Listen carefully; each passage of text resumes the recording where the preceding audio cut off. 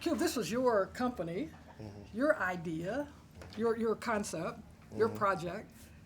What attracted you to this when you saw it? Oh, well, it was actually a project. It was at another studio for a while. And, we had shown interest, but we didn't really know who we wanted to really use to play Ben. We was like, who can we find that's right? And the studio really, it was just in development hell. And then Donna Langley over at Universal showed interest in the project.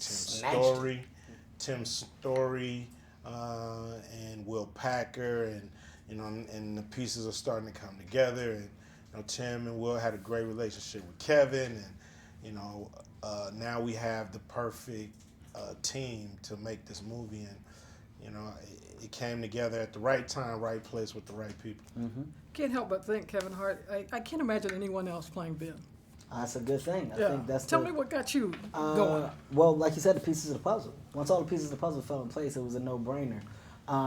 Tim and Will are, I don't think I can trust anybody more in the business than those guys. Those are my guys. And then having the opportunity to work with Cube was huge. Simple fact, Cube has launched so many careers. Granted, I'm coming in with the guy with some steam and he's hot, but this guy is no fluke. It's no fluke that his success level is where it is. So, going into it, it was nothing but positive thoughts. And once I got to sit down and talk to him and vibe about the material and the scripts, and we both had the same agenda, which was making this a great film, but making it different, unique, and we wanted it to stand out. And I think he did a great job of voicing that, and I did a great job of receiving it and bringing what I could to the table to kind of up the material as well. So at the end of the day, we got right along. The time is right, guys. The time is right. Yeah.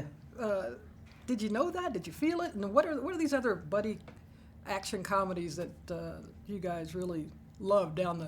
Who inspired you? I felt like the time was right because it had been so long. It's been so long since Bad Boys. I was gonna say Bad Boys is the last one, right? Lethal Weapon and 48 Hours. 48 Hours. It's just been so long since it's been done, on the top level, and we knew we had an opportunity to do it on the top level. And what was cool is we had a movie like Training Day, and that was out there, which is this is Training Day upside down. So we had a good movie to use kind of as a stencil for what this is in the comedy world, and we just knew that all the ingredients are there. It's all about how do we cook all these good ingredients and come out with a dope movie like Ride Along. Are you rapping me? Are you kidding? Really? Okay. They got 60 outlets to serve here. One more. Wow.